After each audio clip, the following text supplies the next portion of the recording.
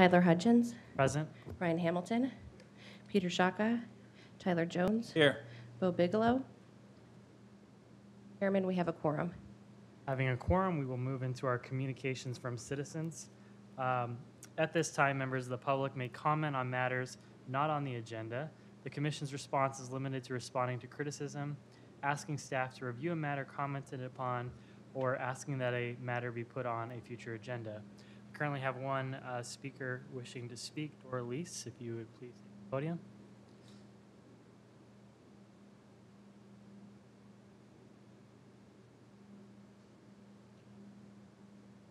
Good evening, Commissioners. Should I have some light? Good evening, Commissioners. My name is Doorless, Machado Ladell. I am a Gilbert resident. I live in the Heritage District, and I'm coming to you to speak to you regarding the administrative item number 3, which you'll be hearing about shortly. I'm going to reference sections, but they're not going to mean anything until they're referenced in the next section.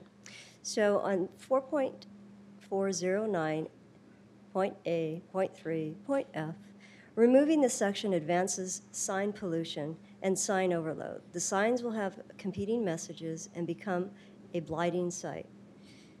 What has happened? So when I'm talking about this, I'm talking about the signage and what's going on with the proposal, in that I'm looking at it in 2 ways. One in the Heritage District where I live, and one in which I'm affected in other properties within the town of Gilbert, because it seems from what I have read that this is not only going to affect people in the Heritage District, but also throughout the town, so it's going to affect everyone.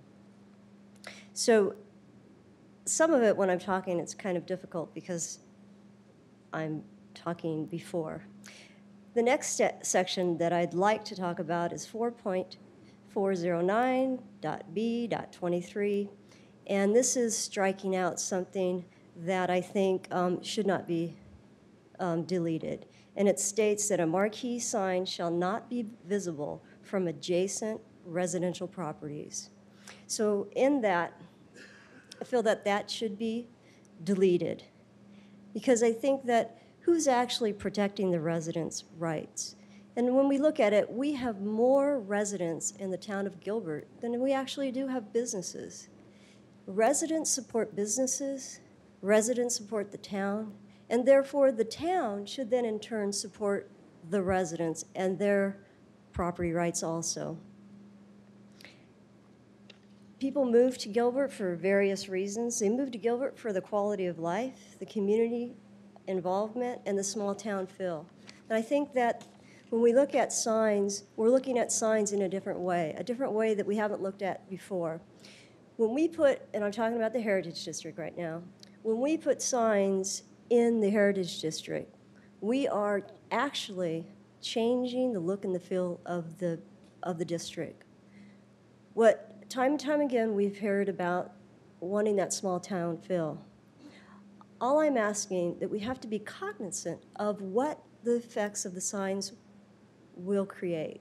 I think there are a lot of unintended consequences that we will not know until the sign goes into effect. And I think that there will be some positive, but there will be a lot of negative.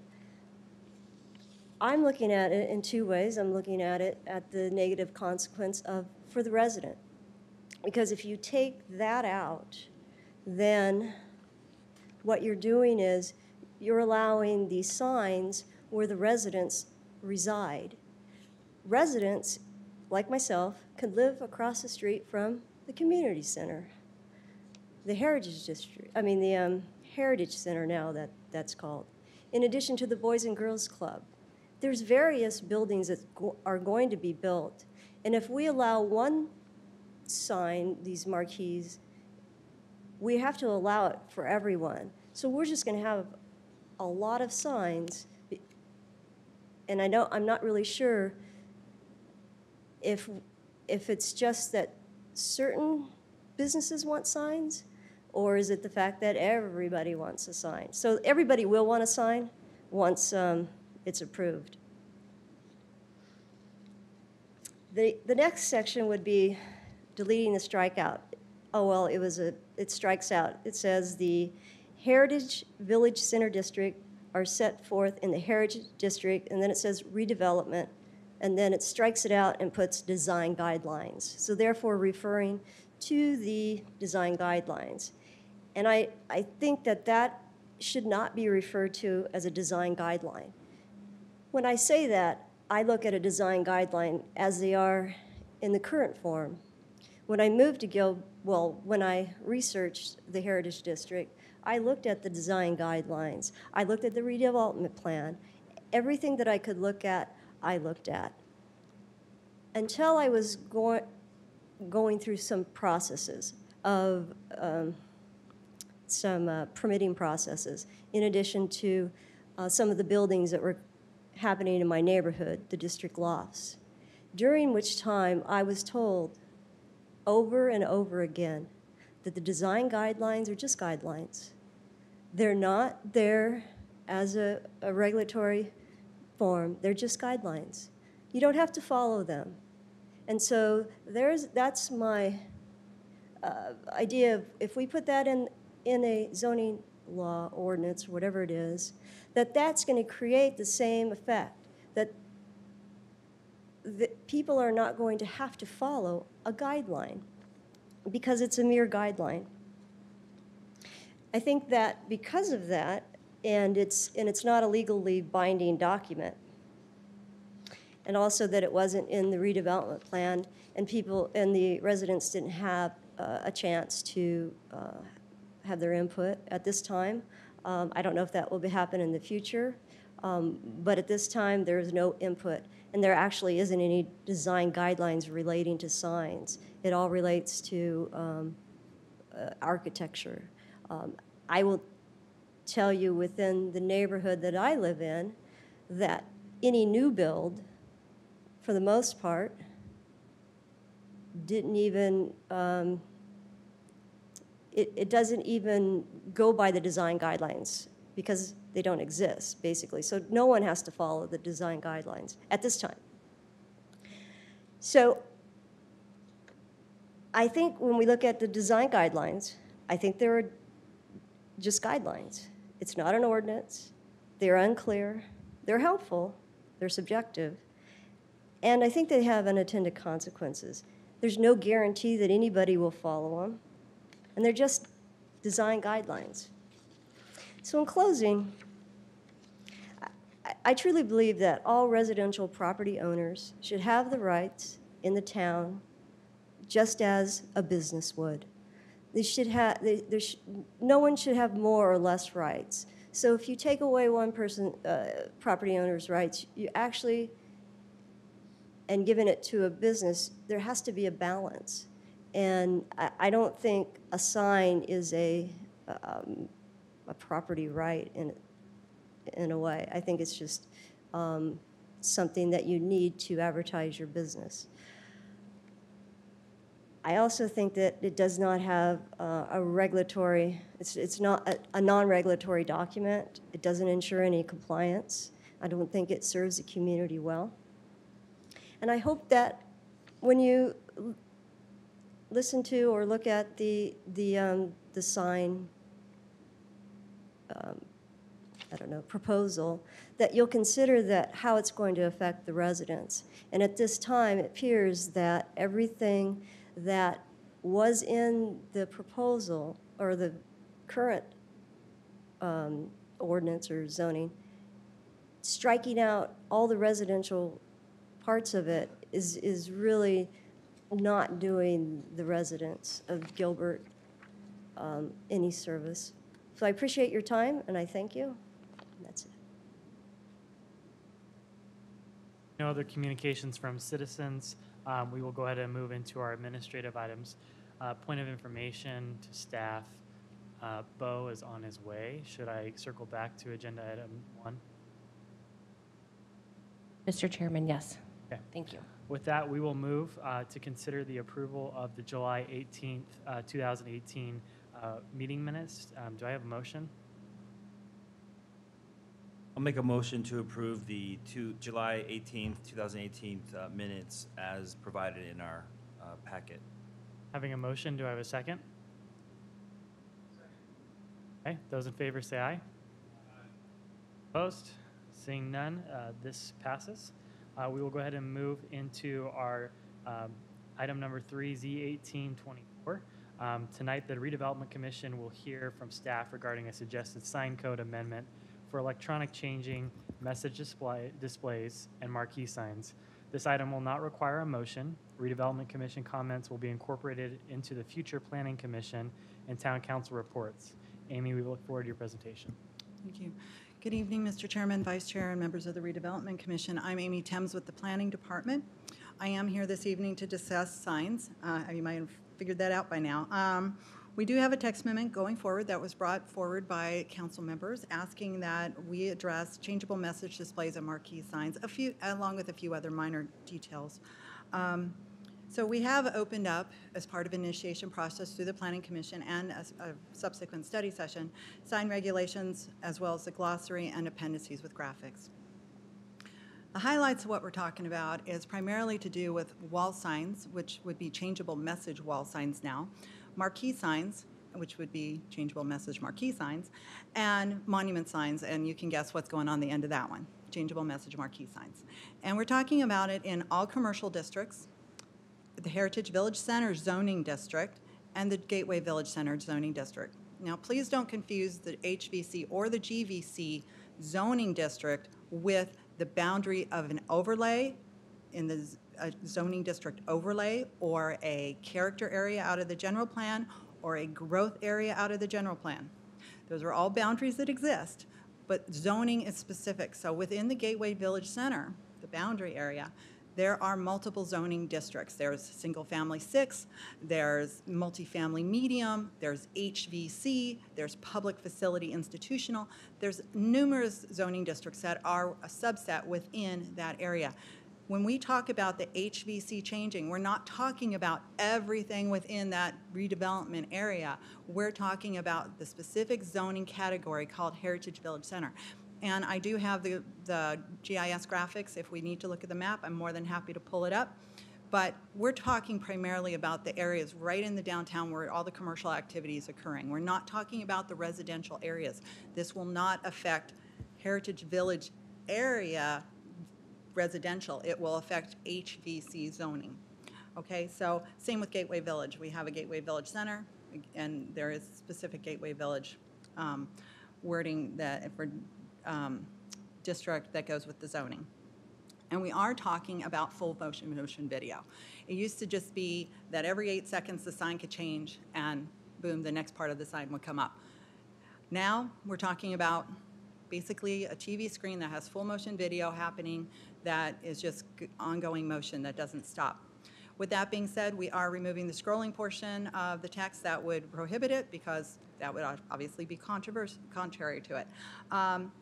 Removing marquee signs had a limitation on it that they had to be manual changeable message, meaning the old-fashioned way. You get up there with the letters and the numbers and you change it out.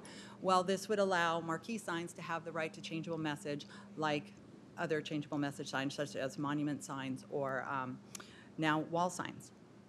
And it would also allow exposed tubing and neon tubing and bulbs. Now, we're hesitating to say neon anymore. I'm going to start striking that out, as well as LED, because as times change and technology changes, the more specific we are in code, the more times we come up here in front of you and say, oh, we got to change it again. So we're trying to be generalistic so that we can encompass change as it occurs. So you're going to see that we're going to refer to it as tube lighting and bulb lighting.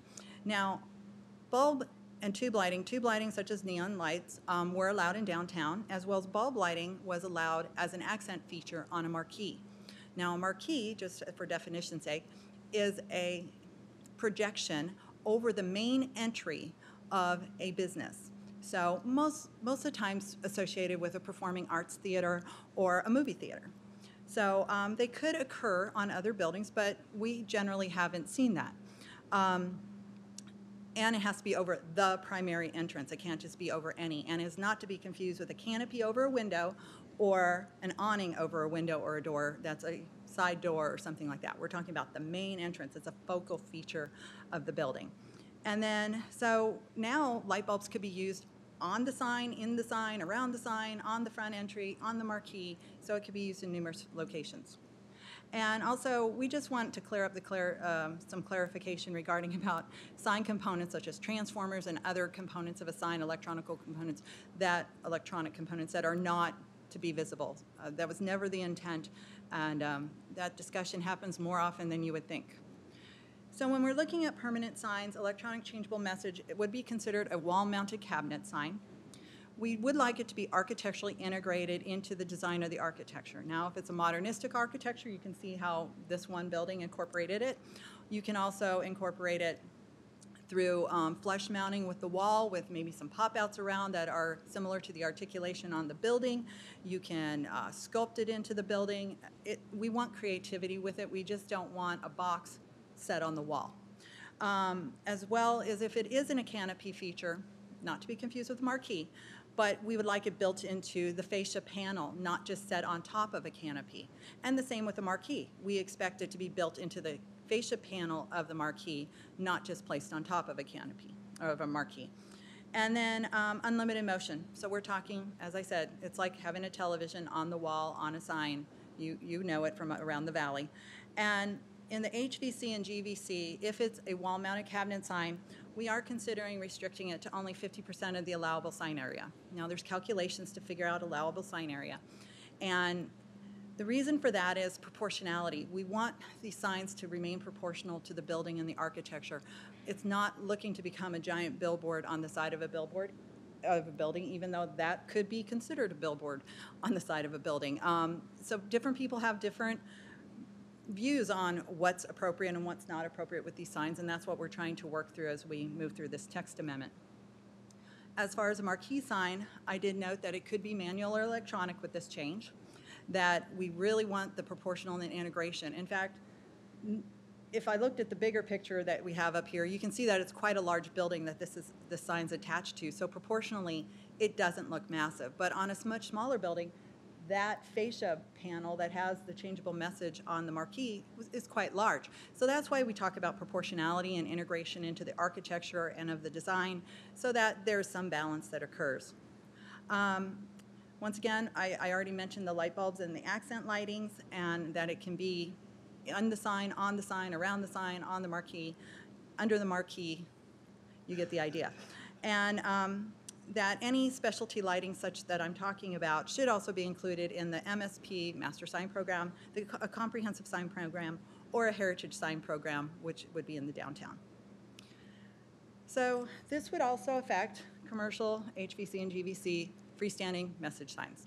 So a freestanding changeable message sign could be a tower sign along the freeway, it could be a pylon sign, it could be a little sign out in front of a school or out in front of a grocery store.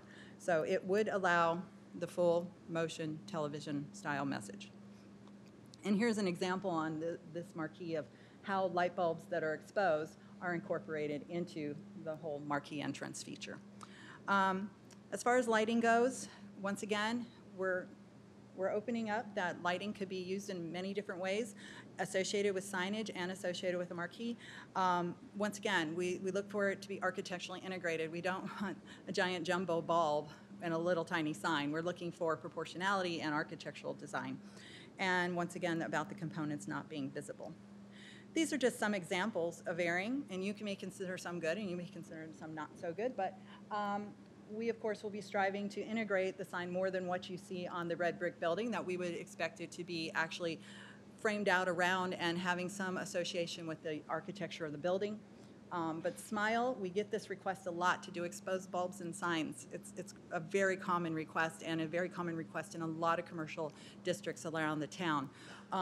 This will also allow theaters such as Alamo and Harkins to be able to have their upcoming movie displays not inside a window 6 feet behind. If you've ever wondered why they're like that, well, that's because the changeable message wasn't allowed on the exterior. So if a sign is set back 6 feet, it's not considered a sign because it's interior to the building.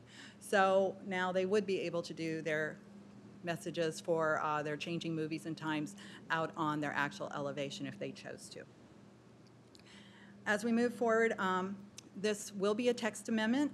It will be heard by Planning Commission for a recommendation of denial or approval to the Town Council or with modifications on October 3rd of this month. And the Town Council public hearing is scheduled for November 1st. There will be a full public, noticing and process, as well as any public that would like to come and speak. We're more than welcome to it.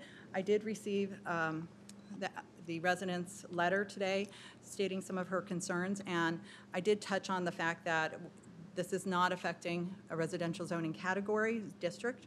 I would like to also note that as far as striking out marquee signs not visible from adjacent residential properties, the reason for this mark out is because within the HVC, loft living above is allowed as part by right.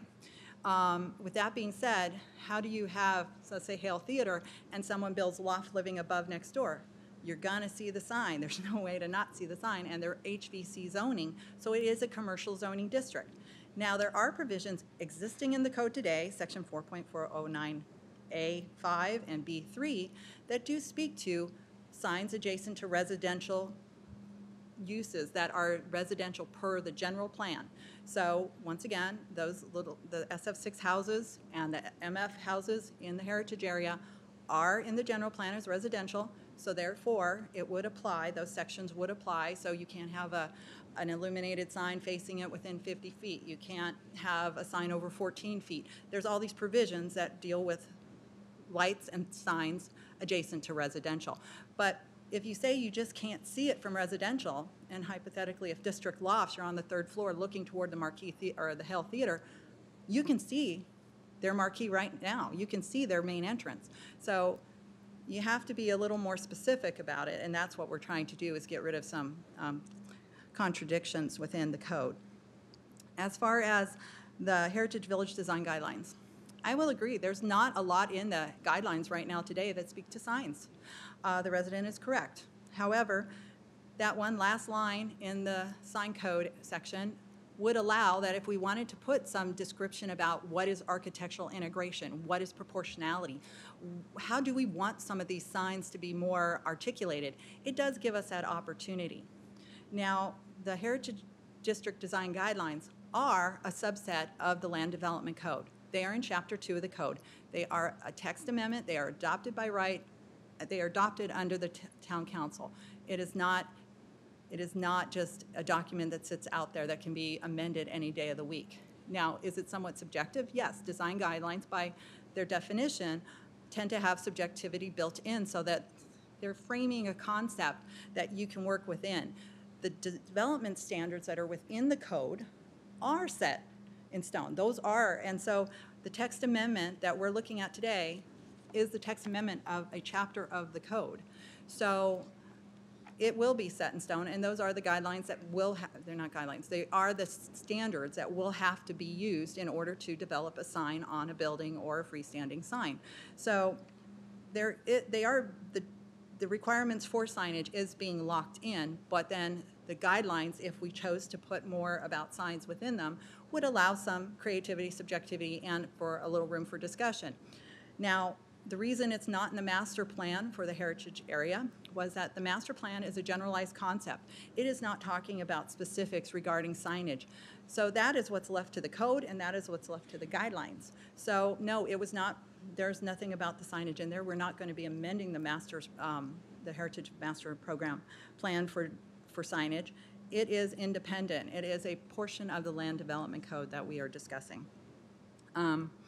I hope I did answer those questions adequately, and if you have any questions for me, I'd be happy to answer them. Thank you for your time.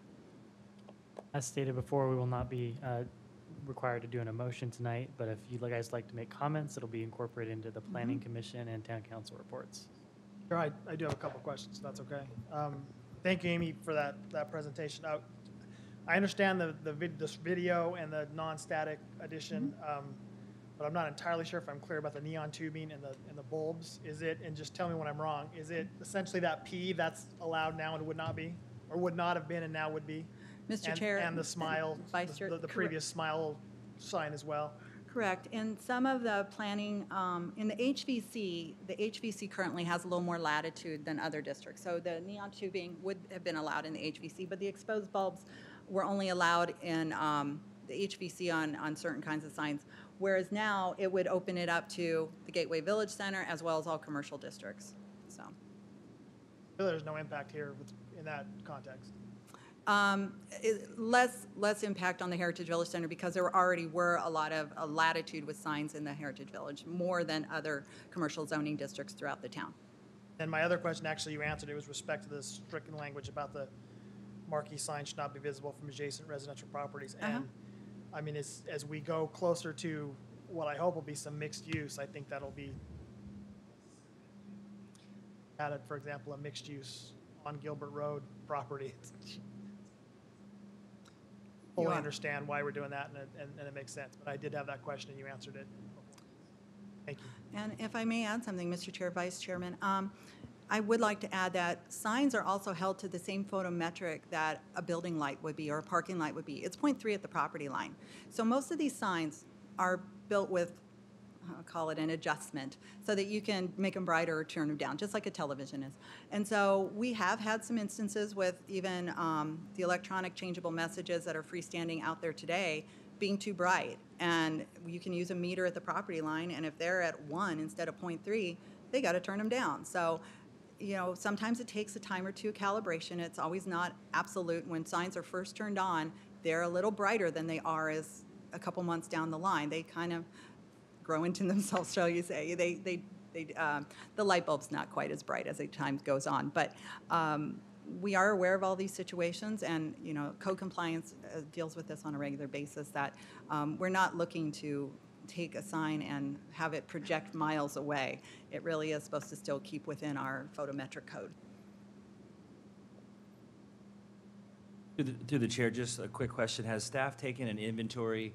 I agree with the other commissioner how this is super important for mixed use, where you have a loft above commercial where the sign may be a part of someone's residential window. But aside from that, has staff taken an inventory where it goes immediately, say, from a parking garage or the back of a commercial, say Joe's Real Barbecue, to going more residential, and how it might affect that as far as there's no buffer between residential and commercial. They adjacent could mean immediately next door. So it's more of a question: is there additional language maybe that legal will look at as far as defining that?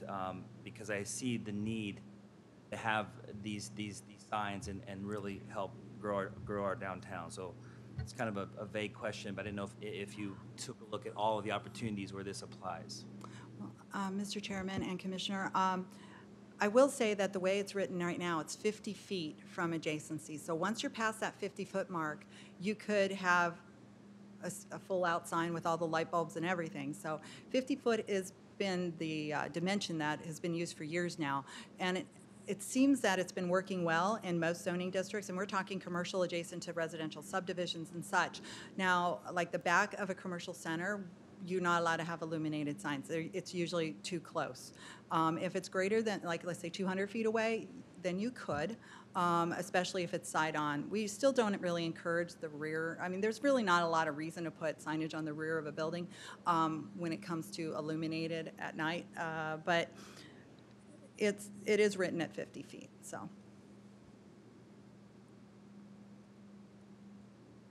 I guess from my side, Amy, thanks for the presentation. I had just a couple of comments, maybe questions. So I did like the idea of incorporating some sort of proportionality into this type of restriction. Of course, I guess I had a couple of questions in terms of, you know, content restrictions, in terms of hours for lighting. You know, these are maybe some of the things that are maybe already exist, I'm just not aware of, or that could be incorporated into something. And then, you know, I think the other question I had is in terms of actual signage approvals. You know, if there are new development projects, you know, how that could come back and be approved on a project by project basis. Mr. Chairman and Commissioner, as far as hours for lighting of a sign, I'm not aware that there are any. You can leave your sign illuminated 24/7 if you choose to, or you can have it set on an auto timer that turns it up at dusk and dawn, just like some parking lights are. I will double check the code, but I can't say I remember ever reading a section that said that. As far as, I'm sorry, what was your second part of the question? Just if you could. The second is content restrictions. We no longer allowed to read what a sign says. So we can't really differentiate. So other than just the architectural style of it and the size of it, that is what we're allowed to review. But messages of a sexual nature, things like that, those are things I'm worried about. I'm thinking more, could this become a Times Square in Gilbert, right? And that really concerns me. Well- And I obviously don't want to see those kinds of things happen. Thank you, Mr. Chair and Commissioner. As far as the content, there are provisions within the municipal code that talk about lewd content, sexual content, those kind of things. Those are still covered for signs.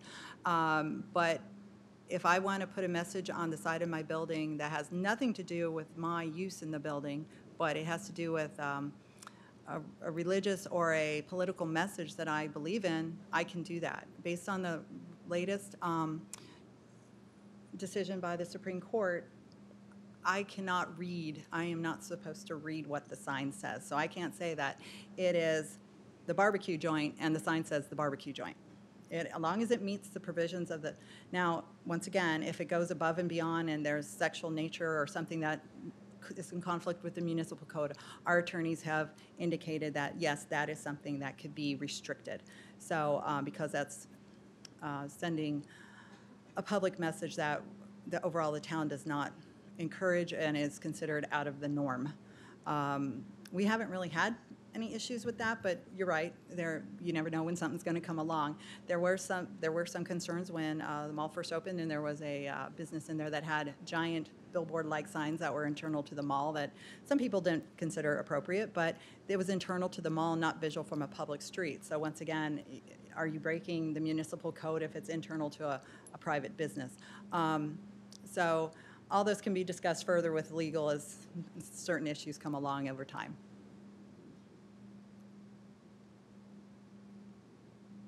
Sorry, I missed the beginning of your presentation. I love it. I think visual signs and motion. I think it's all great, and I think it can help a lot. Kind of what Commissioner Jones was saying. I just have one question, and you may have covered this, but are these signs? Is there going to be any audio with them or anything, or is this just a signage? It is going, or is it going to be like Vegas and Times Square? Where you just have all sorts of noise going with them. Mr. Chairman and Commissioner, thank you for that. Actually, I'm glad you brought that up because nobody else has brought that up yet, and it is a concern that are we going to have, some grocery stores parking lots play music through their speaker system. Are these signs going to play mariachi music while they're showing margaritas being served at a Mexican restaurant? That is something we need to discuss, and I think that is something we need to discuss before I write my staff report for October because I think that is an important factor to put into this. Thank you. Thank you. Through the chair, as a follow-up to Commissioner Jones, when you mentioned the word proportional, is proportional done at a staff level? So I guess if an applicant comes forward, is at the staff level that you find something appropriate to a building size as it relates to the sign? And if the developer wants something bigger, how does he do so? Mr. Chair and Commissioner, thank you for that. Staff does make those judgment calls. Over time, through our years of experience as well as our degrees, we do talk architecture, design, aesthetics on a daily basis. When we feel that something's out of proportion or improper, that is when we bring it to this commission or the planning commission or acting as a design review board for discussion on the item because staff's opinion is not the only opinion, and that is why you all sit here on the board. So we look for you for guidance, and as well as the Planning Commission for guidance on those kind of, and that is why we like to have such a diverse panel up here so that we can hear everyone's opinion, and that if you believe that it is fine as far as proportion goes and you like the design, then staff will acquiesce and we'll move forward with what you direct, as well as what Planning Commission directs. So, but that's why we often bring you study session items, is we are really looking for that input to help us out. Thank you. The only comments that I have are, I really appreciate the town trying to have some foresight and helping some of these businesses be able to attract customers into their stores. And I appreciate that the town is looking to find ways that they can support the businesses in that way. As a business owner in the downtown, I can appreciate that and can testify to the power of being able to have signage. But I also a resident as well. And so the only concern that I do have, as I've seen in a lot of other cities where there is a lot of signage, it can become very overwhelming and very noisy and stuff like that. And I do feel like sometimes when I'm driving down Gilbert Road, it already is quite a bit of signs. And so that would be my only fear, as we're adding more and more noise, that it becomes very overwhelming to people who are coming in the downtown. I don't even know how that gets addressed, but I can appreciate it from both angles. And understand what you guys are trying to do, and I look forward to seeing what comes of this as we move forward. Thank you. Is there anything else? Okay, thank you, Amy. Appreciate it. With that, we will go ahead and move into agenda item number 1, and look forward to our swearing in of Commissioner Bigelow and Jones. Hamilton, sorry.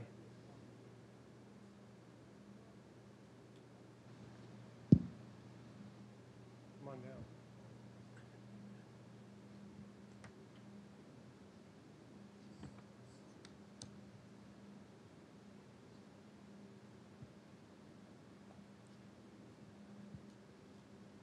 Thank you for your service. If you'll both raise your right hand. Repeat after me. I state your name. Do solemnly swear that I will support the Constitution of the United States and the Constitution and laws of the state of Arizona and the ordinances of the town of Gilbert, Maricopa County, Arizona. That I will bear true faith and allegiance to the same and defend them against all enemies, foreign and domestic, and that I will faithfully and impartially discharge the duties of the office of a Town of Gilbert Redevelopment Commission member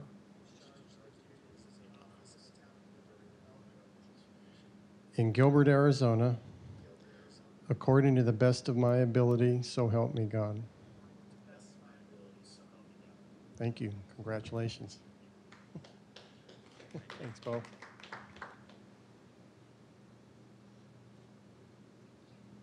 Congratulations, you two. It's good to have you both back.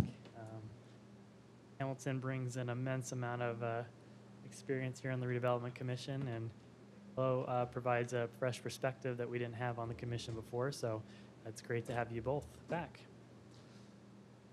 With that, we will move now into our communications. At this time, there is no report from the chair, so we'll go ahead and move on to our council liaison.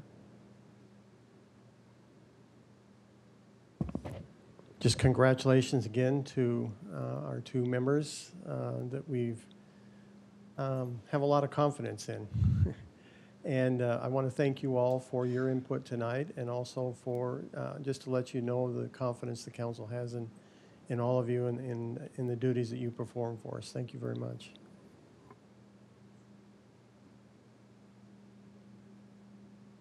Report for communications from commissioners. None. We'll move on to our staff liaison. Mr. Chairman, members of the commission, thank you very much for all of your hard work on the redevelopment plan. It was adopted by council in August. That's very exciting news, and I appreciate all of your input and the input of the citizens and our businesses in Gilbert. I look forward to working with you all on the design guidelines and any LDC amendments we make, and really implementing this plan in the future. That concludes our communications from citizens, and now this meeting is adjourned.